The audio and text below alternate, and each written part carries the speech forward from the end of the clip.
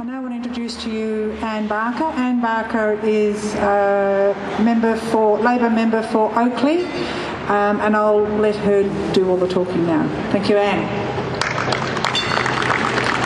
Well, thank you very much, Judy, and thank you very, very much to Stephen, who continues to inspire me on so many occasions. As Judy said, I am the member for Oakleigh, and my name is Anne Barker.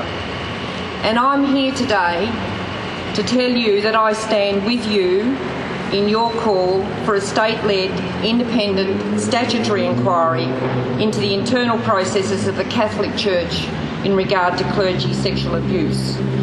I've called for that inquiry, and I will continue to work towards this desperately needed inquiry to happen now. In 2010, thank you. In 2010, I attended a book launch in Oakleigh.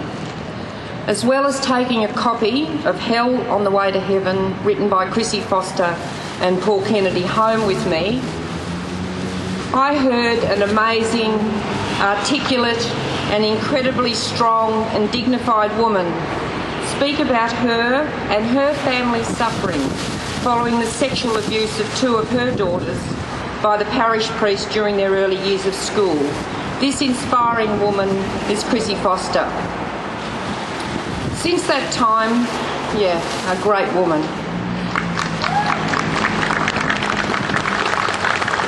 Since that time, Chrissy and Anthony have continued to work with me to provide me with so much more guidance, information and expertise. I also undertook to find out more about how an inquiry could be undertaken, and I looked to Ireland because of the extensive amount of work that had already been undertaken in this very Catholic country. As well as just sourcing information, I travelled to Ireland in July this year to talk to those who had initiated this action in Ireland and undertaken the inquiries. I also met in Ireland with government authorities to learn more about their response to the findings and recommendations of those inquiries. I was very, very fortunate. Justice Sean Ryan, Justice Yvonne Murphy and Colm O'Gorman, who was the person who basically started these inquiries in Ireland, a person who was raped and abused by a Catholic priest as a boy and a young man, and went on to write and publish a book, as Chrissy has done. And they all agreed to meet with me.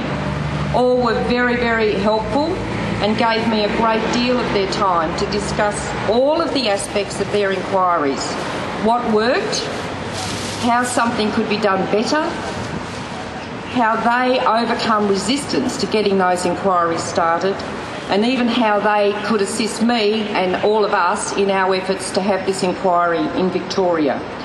Coincidentally, I arrived in Ireland as the Oakleigh report was published, the second of the inquiries held by Justice Yvonne Murphy. This report investigated complaints of child sexual abuse and how those complaints were dealt with by church and state authorities in the Oakleigh diocese between 1996 and 2004, at a time when the Catholic Church stated they had implemented detailed procedures for dealing with child sexual abuse or allegations of child sexual abuse. And we all know that what was found was that the Church in this diocese absolutely and completely ignored these internal procedures. I witnessed and read the community and government outrage at the findings of the Oakleigh report. One of the most important events that I witnessed was the response by the Irish Parliament. As a Parliament, not as individual members of Parliament, not as separate political parties, but as a whole Parliament, they stood as one to deplore and condemn the Vatican for their intervention, which contributed to the undermining of the child protection frameworks and guidelines of the Irish state. Importantly, Taoiseach Enda Kenny said, "This is not Rome, but a republic of laws, of rights and responsibilities, of proper civic order, where the delinquency and arrogance of a particular version, of a particular kind of morality will no longer be tolerated or ignored." He said that Irish law would always supersede canon law, that have neither legitimacy nor place in the affairs of this country. There is no difference between Ireland and Victoria. It is here in this building behind me that laws are passed to govern this state of Victoria. It is state law, state policy, state practice which we abide by, and we expect individuals and organisations to abide by. The investigation of crime and working to guarantee as far as possible the protection of children is the responsibility of the state. And if there has been a major failure within society in regard to child protection, it is the state which has the responsibility to investigate how such failures happened and to look at law, policy and practice to try and mitigate against failures in the future, perhaps beyond even the institution that may have been the subject of an inquiry. There are some that will say, and there are some that say to me already, that the Catholic Church is dealing with this matter. There is Towards Healing, there is the Melbourne response. There are internal protocols that they indicate have been implemented. But the fundamental issue is that whatever the Church may do, the obligation still rests with the state to investigate crime and to provide as far as possible across its jurisdiction for the protection of children and vulnerable adults.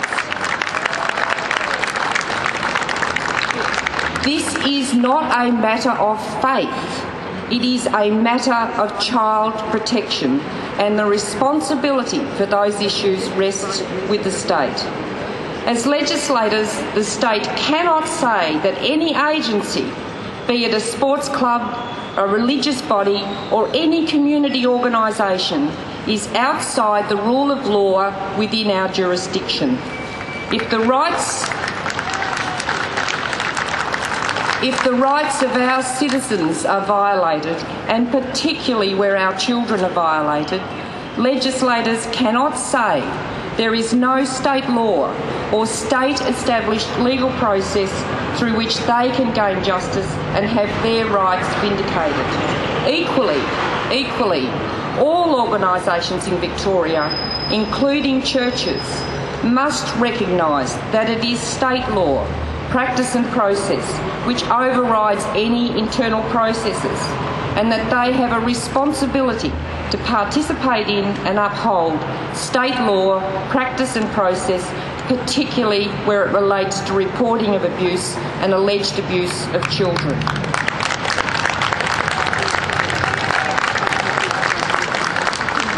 And that is why a state-led independent statutory inquiry into the internal processes of the Catholic Church in regard to clergy abuse must be held now.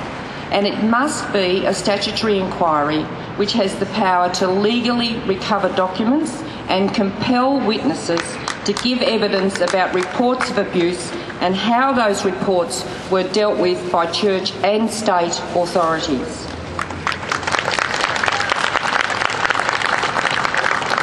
I know this needs to happen now. You know this needs to happen now. And as I said, while I commit to you my support and ongoing commitment to make this inquiry happen, I also ask for your help. There are 128 members of the Parliament. I'm one of them. There are 88 in the Legislative Assembly. There are 40 in the Legislative Council. I will continue to call for the inquiry, and I will continue to work to talk to colleagues, to talk to other members of Parliament and ask them to stand as one with me to uphold the rights of our citizens. But I ask you to ensure that you know who your state member of Parliament is, Legislative Assembly and Legislative Council. If you don't already have that information, find it. Write to them now and ask them to support the immediate establishment of an independent statutory inquiry. If they ask to hear your story, then tell them. But the most important thing to do is to focus on the need for the inquiry now. You and those of you who have not yet found your voice, or just cannot and will not go through an internal process of the organisation which destroyed their lives in the first place, must be able to tell their stories to an independent, statutory, state-led inquiry which needs to be established now. Please help me and help everyone else. Thank you very much.